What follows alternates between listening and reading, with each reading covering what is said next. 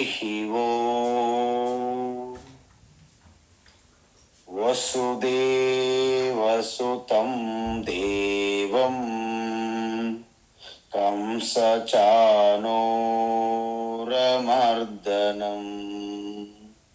దేవకీ పరమానందం కృష్ణం వందే జగద్గురుం తీర్త్వా మోహార్ణవం హత్వా రాగద్వేషాదిరాక్షసాం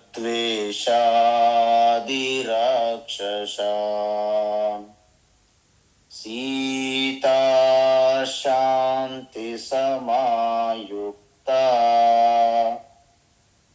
ఆత్మారామో విరాజతే ఆత్మారామో విరాజతే. ఆత్మస్వరూప బంధుగణ. ఇప్పుడు 18వ అధ్యాయం అంటే మోక్ష సన్యాస యోగ అంటారు. నిజానికి ఈ అధ్యాయం తర్వాత మీరందరూ ముక్తులుగా మీకు అనుభూతి చెందాలి. అంటే మోక్షం వస్తుందా అంటే బయట నుండి వచ్చేది కాదు, మీరు అయ్యే ఉన్నారు. దానికి అడ్డంకులుగా ఉన్నటువంటి ఆ ప్రతిబంధకాలు ఏవైతే ఉన్నాయో, ఆ పొరలు, ఆ తెర, అవి తొలగిపోతాయి. అంటే అందువలన ఇప్పుడు ఈ అధ్యాయానికి బీజం అంటే మూలం ఏంటి? అర్జునుడి ప్రశ్న. అర్జునుడు ఏం కోరుకుంటున్నాడు? ఏదో ఒక రకంగా నేను సన్యాసం తీసుకునే విధంగా ఒక్కసారి నాకు సూచన ఇవ్వు అని తహతహలు ఆడుతున్నాడు అర్జునుడు. ఆయన స్వభావం అంతా తెలుసుకున్నటువంటి భగవాన్ శ్రీకృష్ణ ఏమంటున్నారంటే, అయ్యా, నువ్వు ఎన్ని ప్రశ్నలు అడిగినా, ఏ విధంగా తిప్పి తిప్పి అడిగినా నీవు సన్యాసికి ఇంకా యోగ్యత రాలేదు, నువ్వు అరుడువు కాదు. ఇప్పుడు సన్యాసం ఒకవేళ తీసుకుంటే ఋషికేశులు వెళ్ళి సన్యాసులందరికీ ఒక సంఘంలాగా పెట్టి సాధు సంత సమ్మేళన సభలు పెట్టి, ఇంకా కోపం వస్తే అక్కడ కూడా ఏదో ధనస్సు తీసుకొని ఆ చెట్లని అన్నిటిని కూడా మొత్తం ఫినిష్ చేసేస్తావేమో. ఎందుకు? నువ్వు సంసిద్ధంగా లేవు, నీ మనసు ఇంకా సంసిద్ధం కాలేదు అని భగవానికి తెలుసు. అయితే ఏమడిగాడు అర్జునుడు? ఏ మహాబాహో, ఏ ఋషికేశ, ఏ కేశని సూదన స్తుతి చేస్తున్నాడు. ఏదో రకంగా మెల్లగా నాకైనా ఓకే సర్లే, ఓకే హరిద్వార్ పో, ఋషికేశ్ పో అంటారేమని ఆశ. సన్యాసస్య తత్వము త్యాగస్య తత్వము అంటే సన్యాసమునకు త్యాగమునకు ఉన్న భేదం ఏమిటి? అసలు సన్యాసం అంటే అసలు తత్వం, దాని రహస్యం ఏమిటి? త్యాగం యొక్క తత్వము రహస్యం ఏమిటి అడిగా. అయితే భగవాను తన యొక్క అభిప్రాయం పూర్తిగా నిశ్చయమైనటువంటి అభిప్రాయం చెప్పకుండా, అంతకు ముందే పెద్దలు, పండితులు, ఋషులు భిన్న భిన్న అభిప్రాయాలతో ఉంటారు. అందుకే అనేక సిద్ధాంతాలు వచ్చాయి మనలో. సాంఖ్య, యోగ, నైయాయిక, యోగ, తర్వాత వైశేషిక, ఇలా బోర్డు వచ్చాయి. న్యాయ అని అనేక, పూర్వమీమాంస, ఉత్తరమీమాంస, ఇవన్నీ చెప్తారు. అయితే అప్పుడేమంటున్నారు? కామ్యానాం కర్మణాం న్యాసం సన్యాస కవయో విధు. కొంతమంది చెప్తున్నారు ఏమని అంటే, జనరల్గా కర్మలు ఎన్ని ఉంటాయని చెప్పాము? 5 రకాలు చెప్పాము. ఏంటవి అంటే నిత్య కర్మలు, కామ్య కర్మలు, నిషిద్ధ కర్మలు, ప్రాయశ్చిత్త కర్మలు, నైమిత్తిక కర్మలు అంటారు. 5 రకాలు. అయితే ఇక్కడ సన్యాసం అంటే ఏమిటంటే కామ్యకర్మలు, నిషిద్ధ కర్మలు, ప్రాయశ్చిత్త కర్మలు, ఈ మూడింటిని విడిచిపెట్టడమే, త్యజించడమే సన్యాసము అని కొంతమంది చెప్పారు. మరి త్యాగం అంటే ఏమో చెప్పాలి కదా. అంటే నిత్య నైమిత్తిక కర్మలు, నిత్య అంటే నిరంతర ప్రతిరోజు చేసేవి, సంధ్యావందనాది పూజలు చేస్తాం. నైమిత్తిక కర్మలు అంటే శ్రాద్ధాది తర్పణాలు, మన యొక్క పుట్టినరోజు ఉత్సవాలు, వివాహ ఉత్సవాలు చేస్తుంటారు ఇలాంటివి. సో ఇప్పుడు సంవత్సరానికి 6 నెలలకు అవసరం వస్తుంటాయి కొన్ని. వీటి యందు ఫలత్యాగ అంటే చేస్తారు, రిజల్ట్ మీద ఎటువంటి ఆసక్తి లేకుండా చేయడాన్ని త్యాగం అంటారని చెప్పారు. సర్వకర్మ ఫలత్యాగం త్యాగం అంటారు. ఇంకేమంటున్నారు? త్యాజ్యం దోషవదిత్యేకే, త్యాజ్యం దోషవదిత్యేకే, త్యాజ్యం దోషవదిత్యేకే. కర్మ ప్రాహుర్మనీషిణః, కర్మ ప్రాహుర్మనీషిణః, కర్మ ప్రాహుర్మనీషిణః. యజ్ఞదాన తపః కర్మ, యజ్ఞదాన తపః కర్మ, యజ్ఞదాన తపః కర్మ. న త్యాజ్యమితి చాపరే, న త్యాజ్యమితి చాపరే, న త్యాజ్యమితి చాపరే.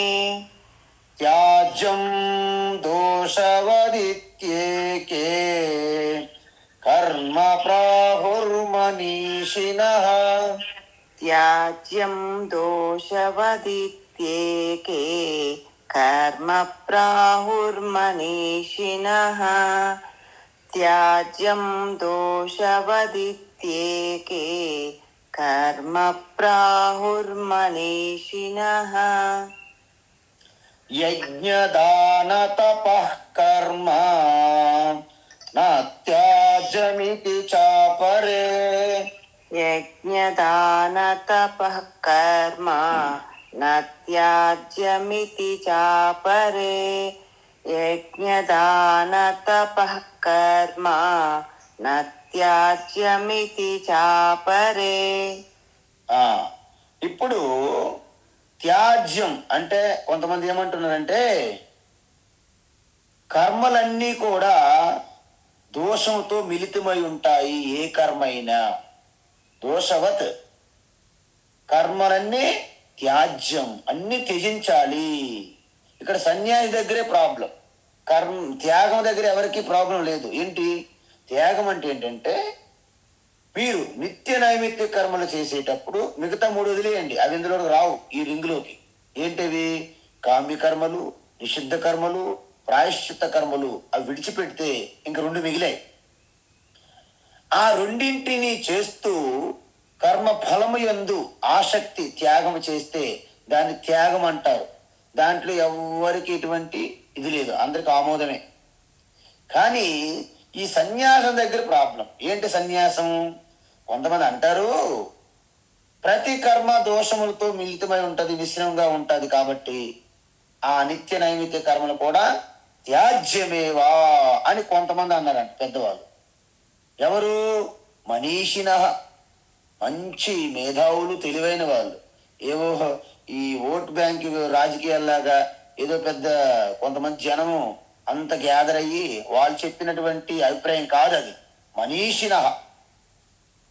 అయితే ఇంకొంతమంది ఏమంటున్నారు, కొంతమంది యజ్ఞదాన తప కర్మ నా త్యాజ్యమితి. ఇక్కడ యజ్ఞదాన తప కర్మ అంటే ఏంటంటే నిత్య నైమిత్తిక కర్మలు అని అర్థం చేసుకోవాలి మనం. ఎందుకంటే మనం ఈ నిత్య నైమిత్తిక కర్మల్లోనే పంచమహాయజ్ఞాలు ఉంటాయి. యజ్ఞాల్లోనే యజ్ఞదాన తప ఉంటుంది, తపస్సు. అందువలన వీరేమంటున్నారంటే నువ్వు ఏదైనా చెయ్యండి, కానీ యజ్ఞదాన తపస్ అంటే నిత్య నైమిత్య కర్మలు విడిచిపెట్టడానికి వీలు లేదు. అయితే మీరు ఒకటి చెప్పాలి, యజ్ఞదాన తపస్సు అనేవి రెండు రకాలైనటువంటి ఫలాలు ఇస్తాయి. ఒకటి లౌకిక ఫలాలు, రెండు ఆధ్యాత్మిక ఫలాలు ఇస్తాయి ఫలాలు. అందువలన ఇప్పుడు ఏమంటున్నారు, యజ్ఞదాన తపకర్మ నా త్యాజ్యమితి చ అపరే. అపరంటే మరికొందరు. అందువలన యజ్ఞము దానము తపస్సులుగా ఏం తీసుకోవాలి మనము, నిత్య నైమిత్య కర్మలు అంటే మీ వ్యక్తిగత ధర్మాలు, మీ కుటుంబ ధర్మము, సామాజిక ధర్మము, ఇవన్నీ మనం తీసుకోవాలి దీంట్లో. అందువలన అవి మీరు ఇతరులకు సేవగా చేస్తున్నారు అంటే ఒక విధంగా చెప్పాలంటే పంచమహాయజ్ఞాలుగా మీరు అనుకోవచ్చు. ఏంటవి పంచమహాయజ్ఞాలు? దైవయజ్ఞము, ఋషి యజ్ఞము, పితృయజ్ఞము, మనుష్య యజ్ఞము, భూత యజ్ఞము చెప్పాము. మనం చాలా విస్తారంగా చూసాం 3వ అధ్యాయంలో. అయితే కొంతమంది అంటారు, నేను వేదాంతం చదువుతున్నాను, భగవద్గీత ఉపనిషత్తులు చదువుతున్నాను కాబట్టి నిత్య పూజలు చేయాల్సిన అవసరం లేదు అంటారు కొంతమంది. అసలు దీపం కూడా వెలిగించను, ఎందుకో అంతా లోపలే లోపలే లోపలే అనుకుంటా. కానీ అది నిజమే. ఎందుకంటే మాండూక ఉపనిషత్తు, బృహదారణ్యక ఉపనిషత్తు, పెద్ద పెద్ద ఉపనిషత్తుల్లో అష్టావక్ర గీత, అవధూత గీత, ఇలాగా నైష్కర్మ సిద్ధి, అద్వైత సిద్ధి, పెద్ద పెద్ద గ్రంథాలు ఉన్నాయి.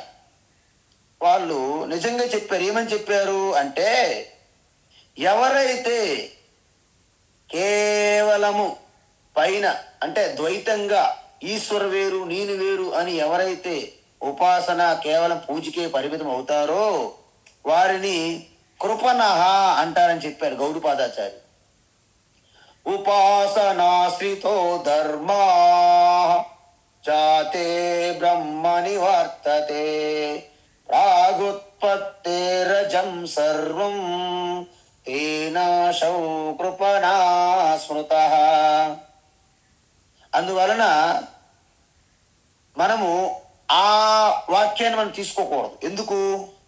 అది ఇంతకీ ఎవరికి చెప్పారు అంటే, ఎవరైతే మనం చూసాం మనకి ప్రయత్నం అవసరం, మనకి ఈశ్వర అనుగ్రహం తప్పనిసరి, మనలో దైవీ సంపత్తి మెండుగా ఉండి తీరాలి.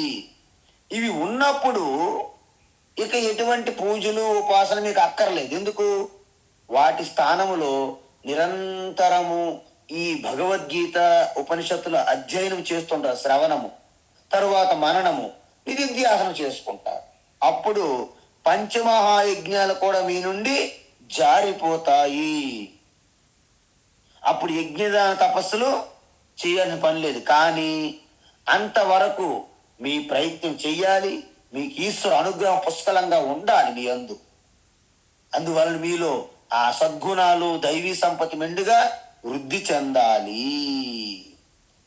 అందువలన అవి చేయకుండా ఆపడానికి వీల్లేదు.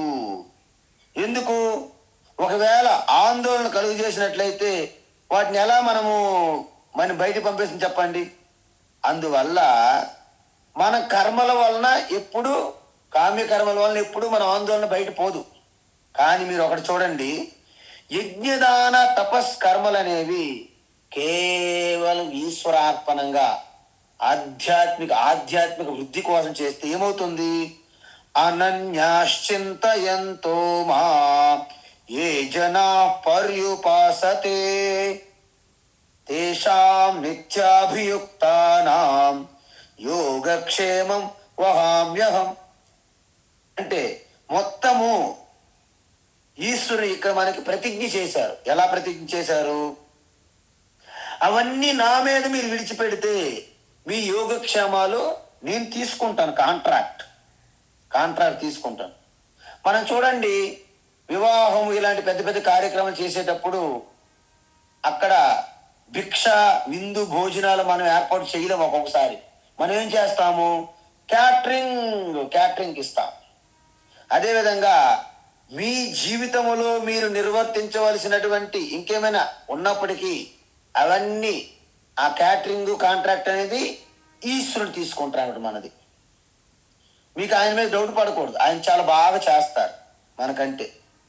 సో అందుకే మనకి మహాత్ములు ఏమన్నారంటే, కర్మలను పూర్తిగా త్యజించకండి, యజ్ఞదాన తపస్సులు అనేవి చెయ్యండి అంటారు మరికొందరు. ఎందుకు? అవి చేస్తేనే ఈశ్వర అనుగ్రహము వస్తుంది, యోగక్షేమాలు ఆయన తీసుకుంటారు మెల్లగా. ఇప్పుడు మీరు చూడండి, మీకు ఒక క్లారిటీ చెప్పేస్తాను, గుర్తుపెట్టుకోవాలి. అంటే 2-3 శ్లోకాలలో భగవాను తన అభిప్రాయం చెప్పలేదు. మరోసారి చెప్తున్నా, ఏం చెప్పారు? త్యాగం అంటే ఏం చెప్తున్నారు మిగతా మహాత్ములు? త్యాగం అంటే నిత్య నైమిత్తిక కర్మలు చెయ్యాలి, కానీ వాటి కర్మ ఫలాలని త్యజించాలి. దేంతో త్యజించాలి? మనస్సు ద్వారా. వచ్చిన ఫలాన్ని మీరు ఇలాగా ద్రవ్య పదార్థాలు త్యజించడం కాదు, మనస్సు ద్వారా ఆసక్తి ఉండకూడదు, దాన్ని త్యాగం. కానీ సన్యాసం అంటే ఇక్కడ అభిప్రాయాలు మారాయి, చెప్పాను కదా. ఏంటి? కామ్య కర్మలు, నిషిద్ధ కర్మలు, ప్రాయశ్చిత్త కర్మలను త్యజించడమే సన్యాసము. 2వ శ్లోకంలో చెప్పారు.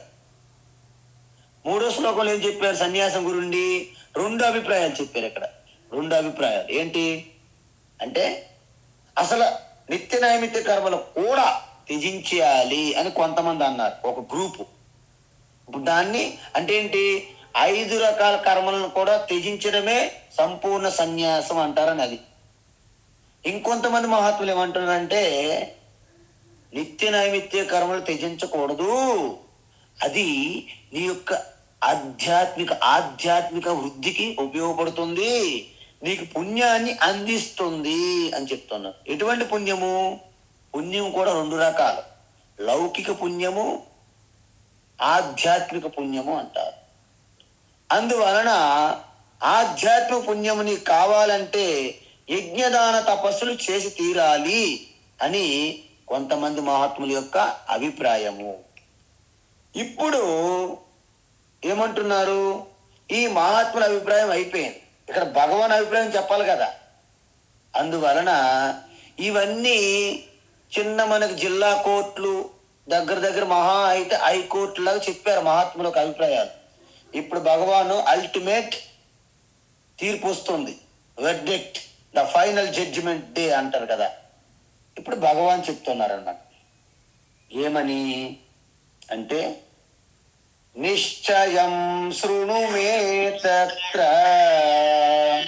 నిశ్చయం శృణు మే తత్ర, నిశ్చయం శృణు మే తత్ర, త్యాగే భరత సత్తమా, త్యాగే భరత సత్తమా, త్యాగే భరత సత్తమా, త్యాగో హి పురుష వ్యాఘ్ర, త్యాగో హి పురుష వ్యాఘ్ర, త్యాగో హి పురుష వ్యాఘ్ర, త్రివిధ సంప్రకీర్తితః, త్రివిధ సంప్రకీర్తితః, త్రివిధ సంప్రకీర్తితః, నిశ్చయం శృణు మే తత్ర, త్యాగే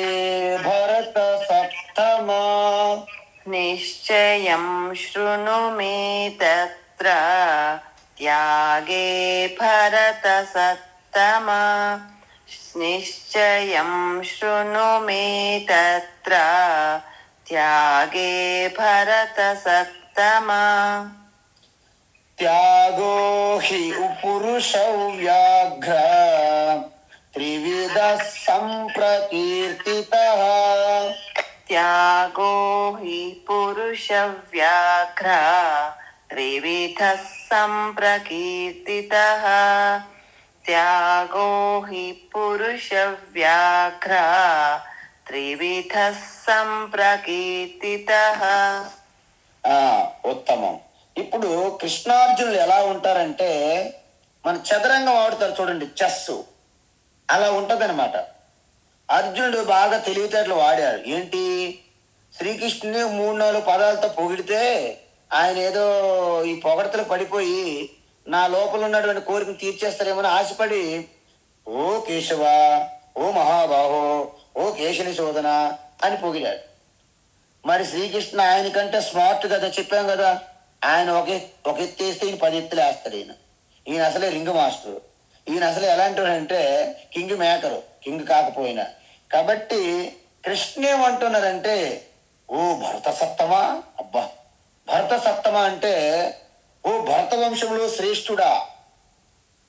తమ అన్నారంటే గ్రేటెస్ట్ పర్సన్, అంటే ఈ కురు వంశంలో, ఈ భరత వంశంలోనే గొప్ప శ్రేష్టమైనటువంటి ఓ అర్జున.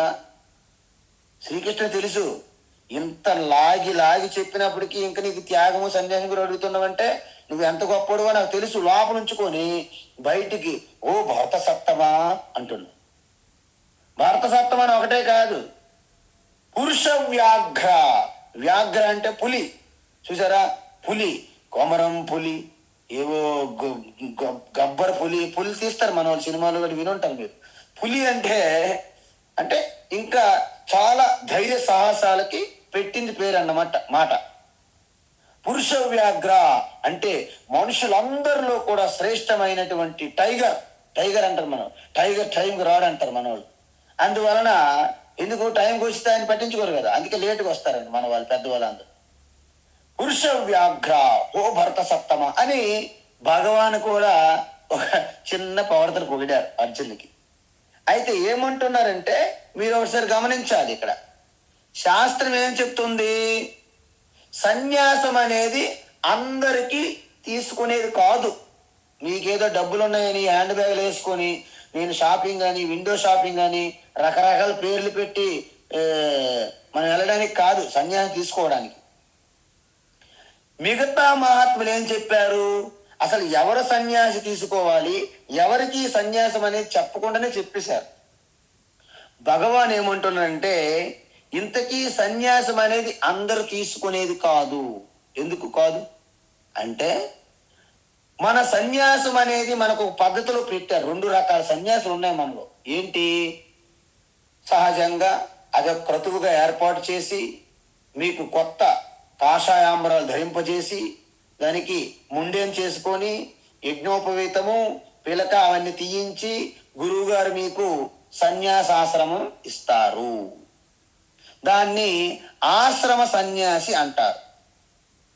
అప్పుడేమవుతుంది, ఇక మీరు కొంతమంది 2 రకాలుగా ఉంటారు. కేవలము ఈ బ్రహ్మ విద్య అంటే శ్రవణము మననము నిధిధ్యాసనం చేయడానికి నాకంత ప్రతిబంధకాలు ఉన్నాయి, నాకు ఈ లౌకిక మీద వ్యవహారం మీద ఎటువంటి శ్రద్ధ లేదు అని ఎవరైతే పూర్తిగా పరిపక్వత చెందినటువంటి ఆ మెచ్యూరిటీ కలిగి ఉంటారు, అంటే మనస్సు సంసిద్ధత కలిగి ఉన్నదో వారు మాత్రం సన్యాసం తీసుకోవాలి. అందువలన ఈ సన్యాసం ఎవరికి ఇస్తారు అని మీరు అడిగితే అప్పుడు ఏం చెయ్యాలి, వారి యొక్క కర్తవ్య ధర్మాలు ఏవైతే ఉంటాయో అవన్నీ నెరవేర్చి అంతఃకరణ శుద్ధి పొందాక, అంటే ఈ యజ్ఞదాన తపస్కర్మలు పంచమహాయజ్ఞాలు పూర్తి చేస్తుంటే వారి చిత్త శుద్ధి బాగా పవిత్రమైన హృదయము అంతఃకరణము మనస్సు సంసిద్ధత పొందినప్పుడు సన్యాసము స్వీకరించాలి అని చెప్పింది శాస్త్రం. అలా కలగకుండా సన్యాసం తీసుకున్నారు అనుకోండి, అంటే ఎవరినో ఊహించుకొని నేను ఆనందమయ మాతను ఊహించుకున్నాను, నేను శారదాదేవిలాగా అయిపోతాను, నేను జిల్లేలమ్మముడి అమ్మ అమృతానందమయ మాత వివేకానంద స్వామి, శివానంద స్వామి, దయానంద స్వామి, చంద్రశేఖర పరమాచార్య, ఎవరో గొప్ప వాళ్ళు ఉన్నారు, రమణ మహర్షి, రామకృష్ణ పరమహంస, రామతీర్థ, ఇలా మనము ఒకరిని ఊహించుకొని నేను కూడా అయిపోతున్నానంటే చాలా ఇబ్బందులు కష్టాలు పడతారు సన్యాసులు. అందువలన అలా గాబరగా ఒక టెంప్ట్ అయిపోయి ఒక ఫ్యాషనేషన్గా సన్యాసం తీసుకుంటే వారికి నష్టము, సమాజానికి నష్టము, సన్యాస ఆశ్రమానికి అంటే సన్యాస ధర్మానికి కూడా అపరాధం చేసినట్టు అవుతుంది. అందువల్ల శాస్త్రం సన్యాస ఆశ్రమాన్ని ఉత్తమ ఆశ్రమంగా పైన పెట్టింది. దాన్ని ఎవరు చేరుకుంటారో నీ ఇష్టం. అందువల్ల గృహస్థుగా నీ ధర్మము నెరవేర్చు, చిత్తశుద్ధి పొందు ఫస్ట్. అప్పుడు కావాలంటే సన్యాస ఆశ్రమాన్ని ఒక గొప్పగా ప్రేమతో, అభిమానముతో, ప్రీతితో సన్యాసాశ్రమాన్ని స్వీకరించు అని చెప్పారు. అందువలన అర్జునుడు ఇప్పుడు ఆయన మాటలు తీరు తెన్నులు చూస్తే భగవాన్ కృష్ణకి అర్థమైంది, నీవు ఇంకా సన్యాసికి అర్హత లేదు అర్జున. ఎందుకంటే ఇంక నీ యొక్క వ్యావహారిక గృహస్థ క్షత్రియ ధర్మం ఇక మిగిలి ఉన్నది ఇంకా. అందువలన నువ్వు కాస్త దీన్ని పూర్తి చేయి. అందువలన మనకు తెలియని సన్యాసి నిర్వచనాన్ని భగవాన్ శ్రీకృష్ణ పక్కన పెట్టాడు. అంటే మనం ఏమనుకుంటాము, ఏదో మంచి రోజు చూసి ఒక గురువు గారు సన్యాసం ఇస్తే ఇచ్చారు, లేకపోతే నేనే ఒక నది తటాకానికి వెళ్ళి అక్కడే సూర్యుడిని సాక్షిగా పెట్టి కాషాయ వస్త్రాలు ధరించి అలా సన్యాసం తీసుకున్న వాళ్ళు కూడా ఉన్నారు చాలా మంది. అవి నాకు తెలుసు వాళ్ళు. అందువలన ఇలా తీసుకోవడం అనేది మనకు తెలుసు బయట. కానీ ఇక్కడ భగవాన్ శ్రీకృష్ణ ఏమంటున్నారంటే నిజమైన సన్యాసం అంటే ఏమిటంటే ద్వంద్వాలకి రాగద్వేషాలకి అతీతంగా మీరు ఎదిగారా? ఎస్ స్వామీజీ, నాకు ఏ ద్వంద్వాలు కానీ లాభ నష్టాలు సుఖ దుఃఖాలు ఇటువంటి అసలు అసూయ రాగద్వేషాలు ఏమీ లేవు. ఈ జగత్తంతా కూడా నా కుటుంబం ఏంటి, నా శరీరమే విశ్వరూప విరాట్ స్వరూపంగా నేను దర్శిస్తున్నాను. కాబట్టి నాకు ఎటువంటి రాగద్వేషాలు లేవు. ఎవరు ఏది సాధించినా అది నా విభూతియే, ఎవరు ఏది పొందినా అది నా విభూతియే, ఎవరు ఆనందంగా ఉంటే నా ఆనందమే, ఎవరు ఏమైనా ఇబ్బంది పడితే నేను కూడా ఫీల్ అవుతాను అనే భావన మీలో కలిగిందా? అప్పుడు మీరు రాగద్వేషాలకు అతీతంగా మీరు ఎదిగారు అన్న లెక్క. అప్పుడు మీరు సన్యాసమునకు అర్హత పొందినట్లు లెక్క. అందువలన ఇప్పుడేంటి, ఇష్టం వచ్చినట్టు కానీ అర్హులు కాకుండా సన్యాసాన్ని తీసుకున్నట్టు ఏమవుతుంది? ఎందుకంటే గృహస్థు నుండి సన్యాసంకి వెళ్ళొచ్చు, బ్రహ్మచారి నుండి సన్యాసంకి వెళ్ళొచ్చు, బ్రహ్మచారి నుండి గృహస్థుకి వెళ్ళొచ్చు. కానీ సన్యాసం నుండి కిందకు దిగడానికి వీలు లేదు, చాలా కష్టం. అందువలన ఒక ముక్కలో చెప్పాలంటే మీరేం చేయాలి? మీకు మనస్సు సంసిద్ధత ఉందా? లేకపోతే చాలా కష్టము. హే భరత సప్తమా, ఓ అర్జున, అంటే సప్త అంటే ఇక్కడ మహాత్ములు, సత్పురుషులు, గొప్పవారు, ధర్మాత్ములు అనమాట భరత వంశంలో. ఆ వంశంలో అందరిలో కూడా అత్యంత శ్రేష్టమైన అర్జున, శృణు. ఎలా వినాలి? శ్రద్ధగా, ఏకాగ్రతో, జాగ్రత్తగా విను. దేన్ని వినాలి? మే నిశ్చయం. ఇప్పటి వరకు ఎవరో మహాత్ములు చెప్పాను నీకు, ఇప్పుడు నేను చెప్తున్నాను విను, శ్రద్ధగా విను, నా అభిప్రాయాన్ని విను అంటున్నారు భగవాన్. మే నిశ్చయం. నిశ్చయం అంటే నా అభిప్రాయాన్ని, నిశ్చయమైనటువంటి అభిప్రాయాన్ని విను. ఏంటది? తత్ర అంటే ఈ విషయములో, సన్యాసి విషయములో త్యాగే, త్యాగం గురించి నేను చెబుతున్నాను. చూసారా, భగవానికి ఏమో ఆయన తెలివిగా, అతి తెలివిగా ప్రదర్శించి సన్యాసం అంటే ఏమిటి చెప్పు, త్యాగం అంటే ఏమిటి చెప్పు, ఆ రెండింటి మధ్య వేరుగా చెప్పాలి కృష్ణ అని అడిగాడు అర్జునుడు. భగవాన్ ఏమంటున్నారు? నేను త్యాగం గురిండే చెప్తాను అంటున్నారు. అంటే అర్థమేంటి? త్యాగం అన్నా సన్యాసం అన్నా ఒక్కటే. ఎవరి దృష్టిలో?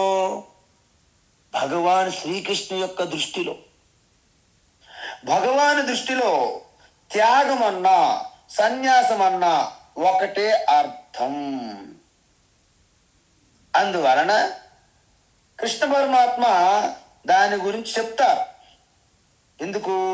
ఇక్కడ శంకరాచార్య కృష్ణకి చాలా కొంచెం భిన్నం అనిపిస్తుంది. మీరు ఒకవేళ భాష్యాలు చూసినా, ఇంక వేరే కామెంటరీలు చూసినా ఏంటి, ఎందుకంటే భగవాన్ శ్రీకృష్ణ ఏమంటారంటే సన్యాసమే త్యాగము, త్యాగమే సన్యాసము.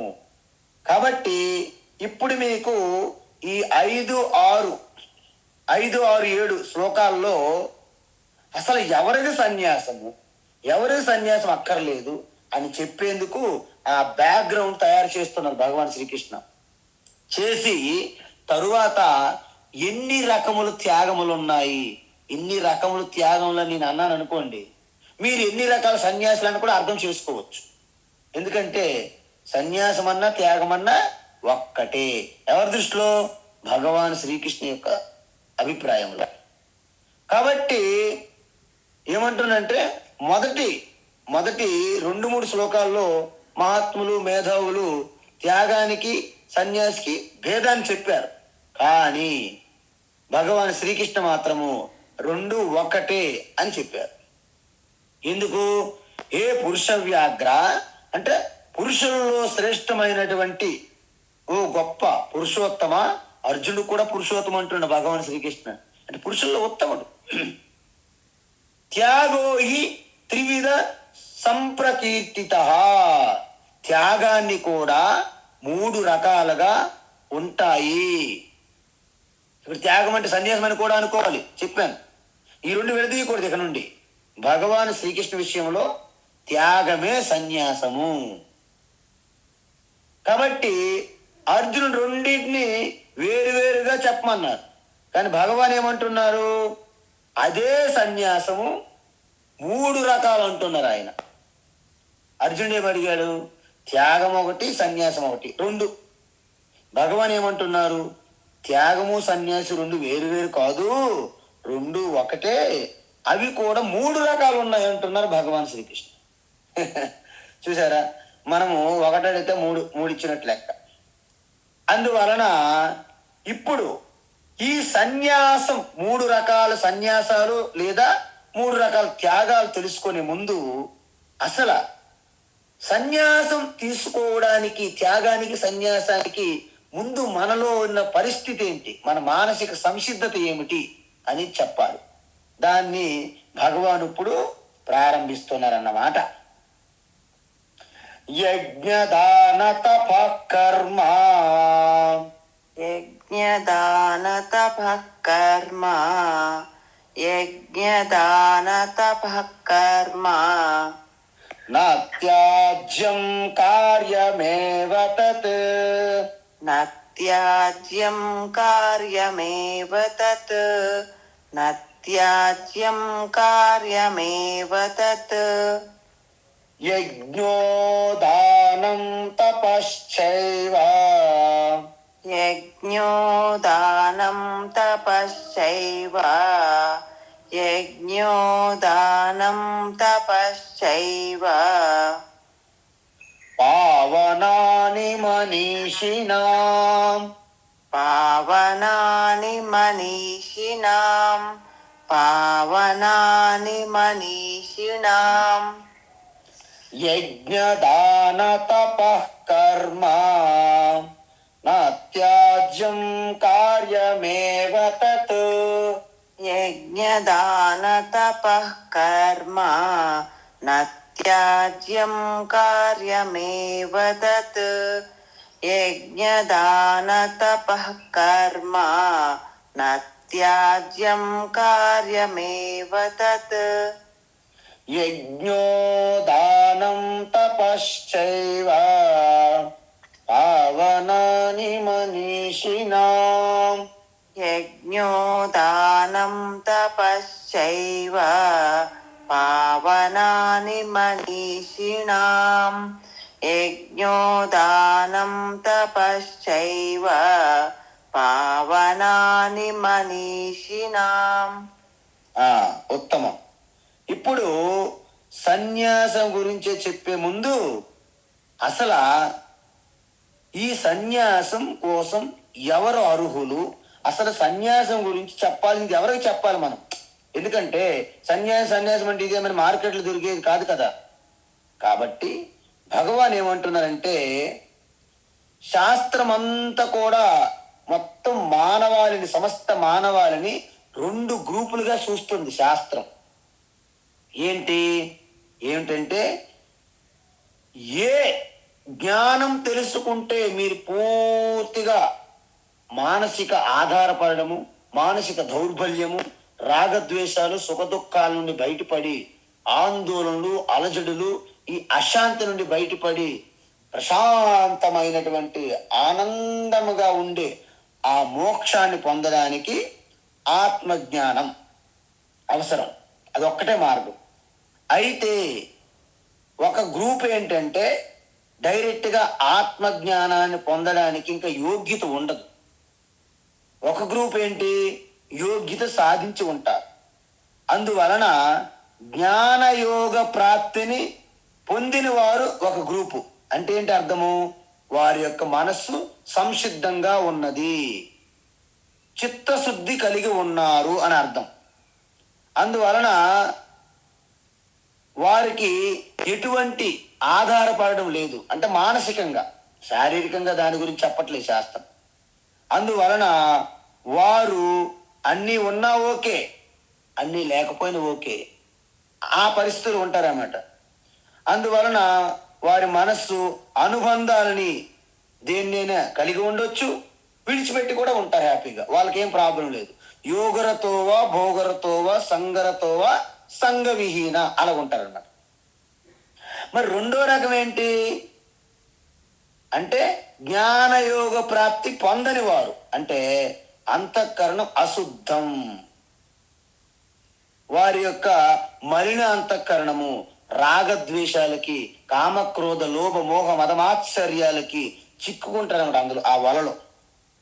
అంటే వారు సన్యాసానికి సిద్ధంగా లేనివారు. వీరు రెండో గ్రూపు. ఇప్పుడు మీకు అర్థమైపోయింది కదా, 2 గ్రూపులు చేయిస్తాం మనం. అంటే ఏంటంటే మన మనస్సు సాధారణంగా అనేక సెంటిమెంట్, ఎమోషనల్తో కూడి ఉంటుంది, భావోద్రేకాలతో ముడిపడి ఉంటుంది. అందువల్ల కొన్ని అనుబంధాలను మనం ఎప్పటికీ కోరుకుంటాం. ఎందుకంటే అవి లేకపోతే, మన చుట్టూ రెండో మనిషి లేకపోతే మనకు పిచ్చెక్కిపోతుంది ఒక్కొక్కసారి. ఏంటంత శ్మశానంలా ఉంది, ఎవరు లేరు అంటారు. కొంతమందికి 2-3 మాట్లాడితే చాలు, ఏంటి చేపల మార్కెట్ లాగా సైలెంట్గా ఉండరు అసలు అంటారా. అంటే ఒకరి ప్రశాంతంగా ఉంటే అది ఆశ్రమంలా అనుకుంటారు, ఇంకొందరికి అదే ప్రశాంతము శ్మశానం అని భావిస్తారు. చూసారా, ఇది ఎక్కడ తేడా ఉంది? బయట లేదు, మన మనసులో తేడా ఉంది. అందువలన ప్రతి ఒక్కరు కూడా నా వారు అని చెప్పుకొని ఒక వ్యక్తి కావాలి తోడు. లేకపోతే ఒంటరిగా ఉండి అనేక భయాలు, అనేక భావనలతో, అనేక రకమైనటువంటి మానసిక రుగ్మతలు, స్ట్రెస్, బీపీలు, షుగర్లు ఇవన్నీ తెచ్చుకుంటారు. ఎందుకు? ఒంటరితనం భయంకరమైనది.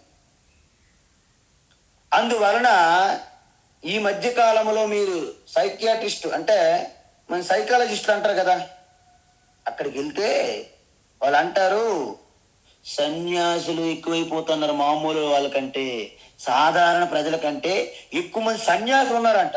సైకలాజికల్ ప్రాబ్లంతో, మానసిక ప్రాబ్లంతో, మానసిక రుగ్మతలతో. ఎందుకు? కాసా వేసుకుంటూ మనం అనుకుంటాం, అమ్మాయి వీళ్ళకి ఏం అవసరం లేదండి, తిరిగి లేదు, సూపరు డోపరు బంపర్ అనుకుంటారు. కానీ వాళ్ళ యొక్క సైకలాజికల్ మానసిక ప్రాబ్లమ్స్ విపరీతం. మేము చూస్తుంటాం, ఋషికేశ్, హరిద్వారం, ఉత్తరకాశీ, గుప్తకాశీ అటువైపు ఎంతో మంది అనేక రకమైనటువంటి ఒక పక్క పరిపక్వత లేకుండా, మనస్సు సంసిద్ధంగా లేకుండా, ఏదో అప్పటికప్పుడు తాత్కాలికమైనటువంటి వైరాగ్యాలతో గొప్ప వాళ్ళని అలా చూస్తూ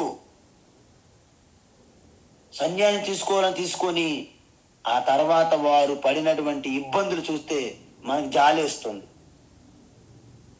అందువలన సన్యాసం అనేది ఎప్పుడు కూడాను పూర్తి స్థాయి మన మనస్సు పరిపక్వత పొందకుండా సన్యాసం తీసుకుంటే అనేక రకాల కష్టాలు, ఇబ్బందులు, అసలు సృష్టిలో ఉన్న ఇబ్బందులు, కష్టాలన్నీ సన్యాసులకే ఉంటాయి. అప్పుడు ఇంకెవరికి ఉండవు. మీరు అనుకుంటారు గృహస్థులమండి, మాకు కష్టం సంసారం. గృహస్థులు అప్పుడు కింగుల్లా కనిపిస్తుంది ఆ సన్యాసులకి. అమ్మ బాబోయ్, నేను పొరపాటు చేశాను, నేను ఆ గృహస్థులో ఉండాల్సింది. హ్యాపీగా కనీసం టీ ఇవ్వండి అంటే అమ్మగారు టీ తెచ్చి ఇచ్చేవాళ్ళు.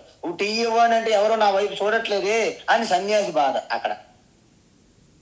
కాబట్టి అయితే దీన్ని భగవాన్ ఇంత ముందే చెప్పారు సుమా, మీరు గుర్తుపెట్టుకోండి. 5వ అధ్యాయం ఏమన్నారు? సన్యాసస్తు మహాబాహో భుక్కమాప్తుమయోగతః యోగయుక్తో మునిర్బ్రహ్మ నచిరేనాధిగచ్చతి. చూసారా?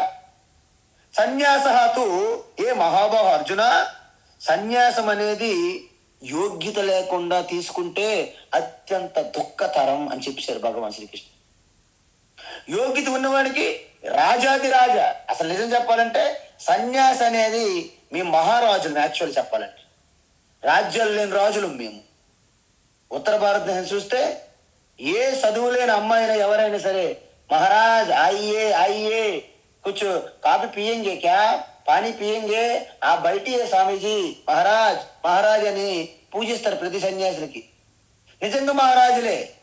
ఎప్పుడు మనం పూర్తి స్థాయి యోగ్యతతో, మనసు సంసిద్ధతతో మీరు సన్యాసం తీసుకుంటే మీరు ఒక వ్యాసతో సమానము. మీరు ఒక బుద్ధ, మీరు ఒక శంకర, మీరు ఒక వివేకానంద, మీరే చిన్మయానంద, దయానంద, మీరే అంతా.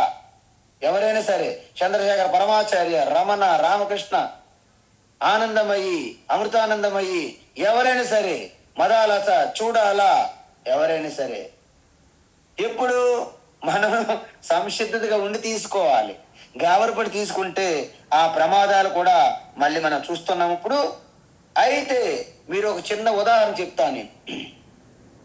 పూజ్య స్వామి దయానంద సరస్వతి అంటే ఆర్య సమాజం కాదు.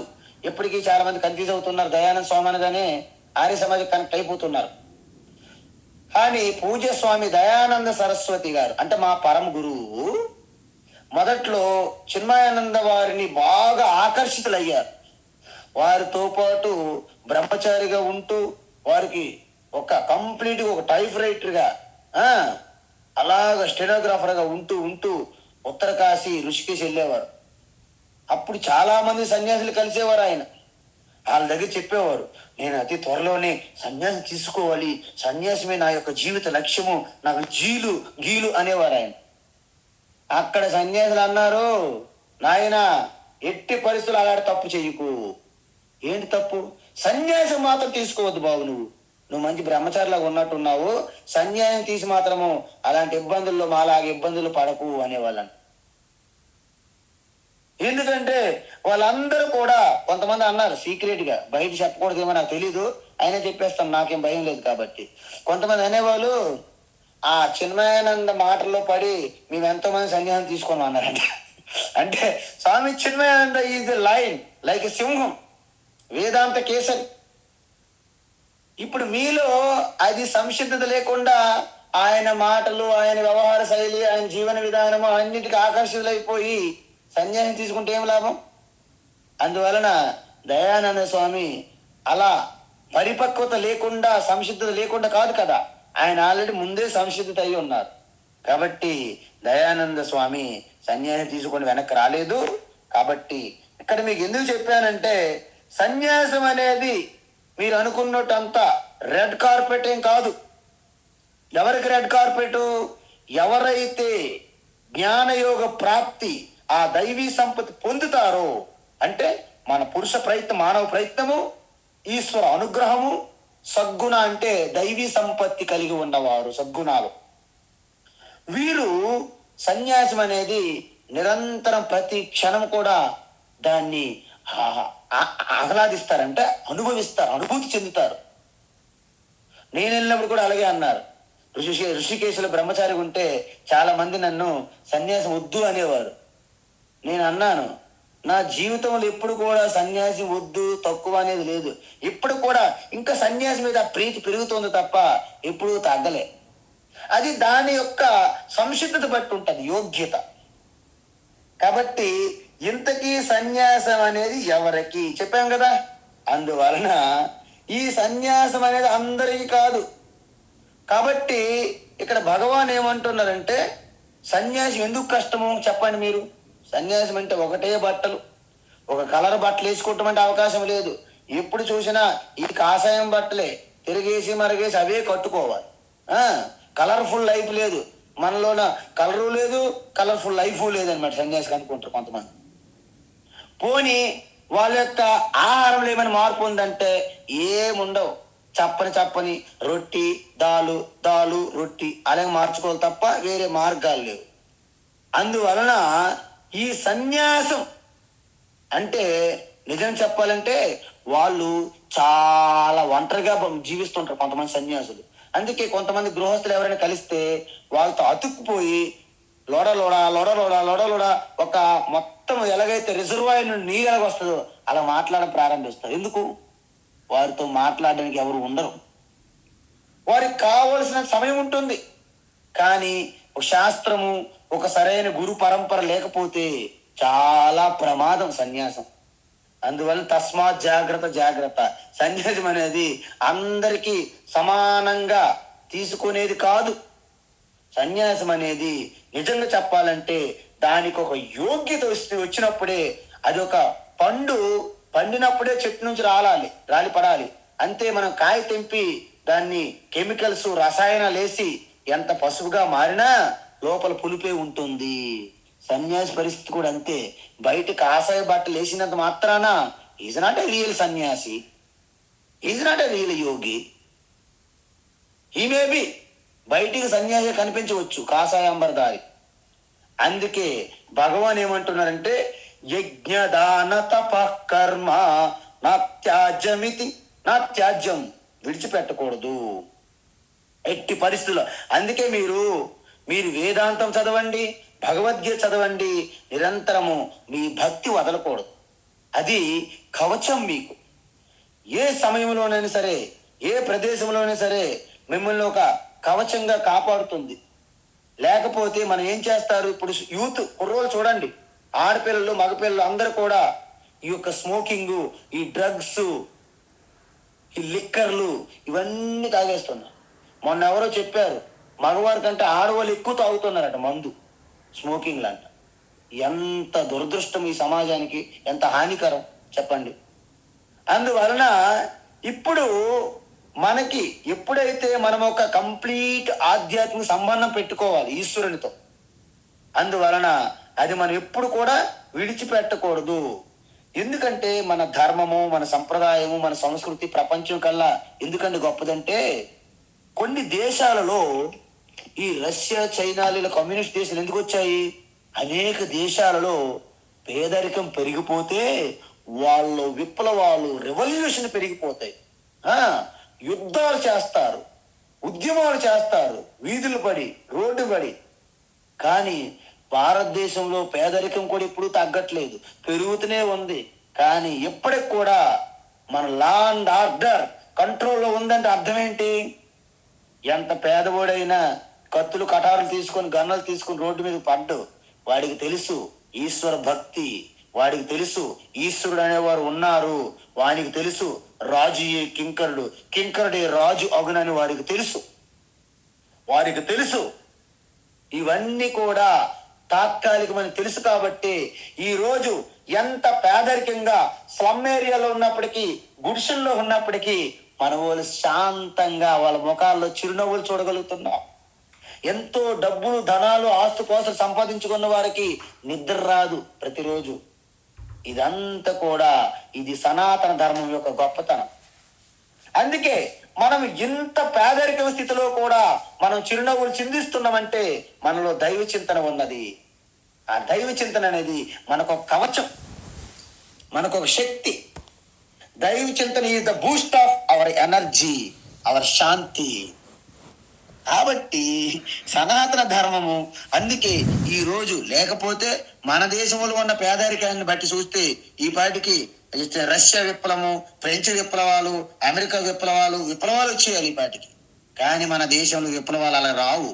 ఏదో కొద్ది గొప్ప అక్కడక్కడ ఉంటారు కొంతమంది, వాళ్ళు ఒక రకమైనటువంటి ఈ కన్ఫ్యూజన్లో పడిన వాళ్ళు అలా ఉంటారు తప్ప భారతదేశంలో ఇప్పటికీ శాంతికి, ఇప్పటికీ ప్రజాస్వామ్యానికి, ఇప్పటికి కూడా ఒక వసుదైవ కుటుంబకం అని లోక సమస్త సుఖినో భవంతు అని ఉన్నదంటే అది మనలో గొప్పతనం.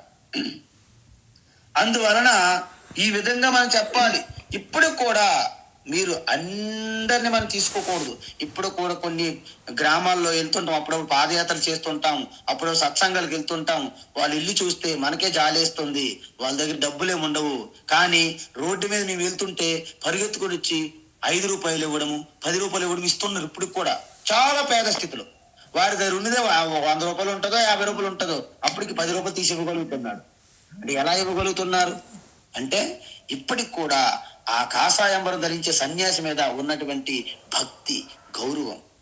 కాబట్టి అందుకే మన సంప్రదాయము, మన సంస్కృతి, మన ధర్మములో ఏం చెప్పింది? తమేతం వేదానవచినేనా బ్రాహ్మణ వివిధిశంతి యజ్ఞేన దానేన తపస అనాసకేన అని చెప్పింది బృహదారణ్యక ఉపనిషత్తు. అంటే అర్థమేంటి? మీరు ఎప్పుడు కూడా యజ్ఞము, దానము, తపస్సు అంటే పంచమహాయజ్ఞాలు విడిచిపెట్టకూడదు. ఎప్పుడు విడిచిపెట్టాలి? మీరు పూర్తిగా ఆత్మనిష్టలో చేరుకునే ఆ పరిస్థితి వచ్చినప్పుడు, ఇక శ్రవణ మన నిధిధ్యాసన తప్ప వేరే కర్మలు మీకు లేనప్పుడు, అప్పుడు ఇవి కూడా విడిచిపెట్టొచ్చు. అందువలన నా త్యాజ్యం, విడిచిపెట్టకూడదు. మరేం చేయాలి? కార్యమేవ తతో, ఖచ్చితంగా మీరు అవి చేసి తీరాల్సిందే. ఎందుకు? మనకి మోక్షం కావాలంటే ఆత్మజ్ఞానం కావాలి. ఆత్మజ్ఞానం కావాలంటే ఆత్మజ్ఞానానికి మనము విలువ ఇవ్వాలి, హయ్యెస్ట్ ప్రయారిటీ ఇవ్వాలి. అప్పుడే మీరు ఆ జ్ఞానయోగ ప్రాప్తికి విలువిస్తారు. జ్ఞానయోగ ప్రాప్తికి విలువిస్తే అప్పుడు యజ్ఞము, దానము, తపస్సులు కూడా మీరు విలువిస్తారు. చూసారా? ఫస్ట్ ఆత్మజ్ఞానానికి విలువ ఇవ్వాలి. ఆత్మజ్ఞానం కావాలంటే దానికి యోగ్యత, సద్గుణ సంపత్తి, దైవీ సంపత్తి, అది పొందడానికి విలువ ఇవ్వాలి. అవి పొందడానికి విలువ ఇవ్వాలంటే మనం ఏం చేయాలి? యజ్ఞదాన తపస్సు అంటే పంచమహాయజ్ఞాలు లాంటి కర్మయోగం విలువిస్తాము. ఈ విధంగా భగవాన్ మనకి పూర్తి స్థాయిలో ఎక్స్ప్లెయిన్ చేసి ఏమంటున్నారు? యజ్ఞోదానం తపశ్చైవ పావనాని మనీషినాం. అందువలన ఇప్పుడు ఆల్రెడీ టైం అయిపోయింది కదా, ఓకే. అంటే యజ్ఞ, దానము, తపస్సు అనేవి పవిత్రం చేస్తాయి. చాలా మంది ఏమనుకుంటారంటే, మేము ఆల్రెడీ మాకు మంచి ఆదాయం వస్తుంది, నాకు మంచి భార్య ఉన్నది, నాకు మంచి భర్త ఉన్నారు, మంచి బిడ్డలు ఉన్నారు, మాకు నెల నెల ఆదాయం వస్తుంది, ఇల్లు బాగుంది, కారు బాగుంది, ఆరోగ్యం ఉంది, మాకెందుకు దేవుడు, మాకెందుకు ఈ భక్తి, మాకెందుకు ఈ యజ్ఞము, మాకెందుకు ఈ యాగము, మేమెందుకు ఈ దానం చెయ్యాలి అని కొంతమంది ఆలోచిస్తారు. కానీ ఒక విషయం గమనించండి, ఇవన్నీ క్షణికమే. నిజానికి మీకు అన్ని బాగున్నప్పుడే మీరు భక్తి బాగా చెయ్యాలి. నిజం చెప్పాలంటే ఇవన్నీ మీకు సక్రంగా ఉన్నప్పుడే మీరు గీత అధ్యయనం చేయాలి. ఎందుకంటే శాస్త్రం ఏం చెప్పిందంటే, నీకు లౌకికంగా నువ్వు ఎంత హ్యాపీగా ఉన్నప్పటికీ నీకు దైవ చింతన, ఆధ్యాత్మిక చింతన లేకపోతే అది నీకు పాపముతో సమానము అని శాస్త్రం చెప్పింది. అది పాపమే. చూసారా? అందువలన ఎంత ఘోరముగా ఉన్నది ఇక్కడ. కాబట్టి ఈ విధంగా అన్ని ఉన్న వాళ్ళే చెయ్యాలి. ఎందుకంటే ఏమీ లేని వారు ఏం చేస్తారు చెప్పండి? భిక్షకే దిక్కు లేదు వారికి ఆ పూట. వాళ్ళేం దైవ చింతనలో, వారేం భక్తి చేస్తారు, వాళ్ళేం దానం చేస్తారు.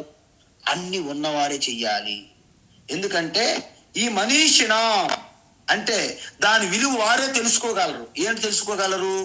నాకు జ్ఞానం విలువ తెలియాలి, జ్ఞానం పొందడానికి యోగ్యత విలువ తెలియాలి, యోగ్యత పొందడానికి నేను యజ్ఞదాన తపస్సు, దాన ధర్మాలు, తపస్సులు చేయాలని విలువ తెలుసుకుంటారు. కాబట్టి వాళ్ళే చెయ్యాలి. కాబట్టి అందువలన భగవాన్ ఏమన్నారు? చివరికి మీరు ఎప్పుడైతే యోగ్యత సంపాదిస్తారో ఆ తర్వాత సర్వధర్మాన్ పరిత్యజ్య మామేకం శరణం వ్రజ. సర్వధర్మాన్ అంటే ఈ పంచమహాయజ్ఞాలు, యజ్ఞదాన తపస్సు కూడా మీరు విడిచిపెట్టొచ్చు. ఎందుకు? నిరంతరం శ్రవణం మనం నిరుద్యానం చేసుకోండి అని చెప్పారు. సో ఈ విధంగా భగవాన్ అనేది ఇప్పటి వరకు మనకి ఈ సన్యాసులు ఎవరికి చెప్తున్నారు, త్యాగము సన్యాసం అని ఎవరికి అని వివరించారు. తర్వాత క్లాసు నుండి ఈ 3 రకాల త్యాగం అంటే సన్యాసమే ఒక్కటే, 3 రకాలు ఎలా ఉంటాయి అనేది రేపటి నుండి మనం చూస్తాం. అద్భుతంగా ఉంటుంది. 18వ అధ్యాయంలో ఒక్కరోజు కూడా విడిచిపెట్టకని మీరు వింటే అప్పుడు మోక్ష సన్యాస యోగం యొక్క అసలైన సారము మీకు వంట పడుతుంది. మొత్తం భగవద్గీత తత్వం కూడా ఇందులో చెప్పడం జరిగింది. హరి ఓం తత్సత్. సర్వం శ్రీకృష్ణార్పణమస్తు.